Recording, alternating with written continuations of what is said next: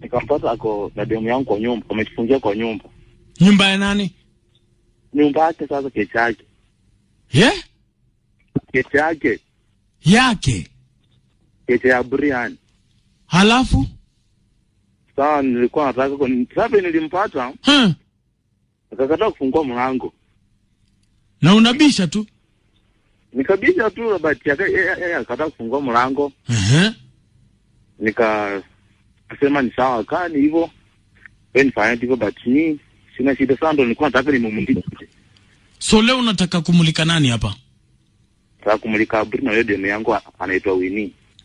We, haya, chukua microphone baba. Mulika mwizi wa mapenzi. Primary ulipo wewe. Kama unanisikia. Nimekusamea kwa yote ambayo ulinifanyia. Na kuanzia sasa hivi nipigie tu simu tukiongea. Mimi sina ubaya na wewe. Ukimpigia uashiki? Aushiki tangu. Unataka muongee? Acha na mwandikie tu simu tukiongea. Alikuwa best yangu.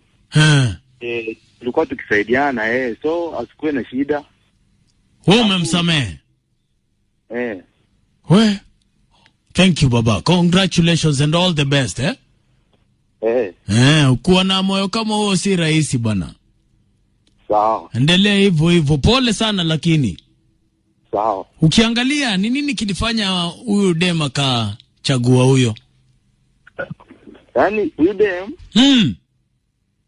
time tulikuwa na yeye. Unajua best yako pia best yako anakupeleka form. Sasa huyu demo huyu jamaa akaona.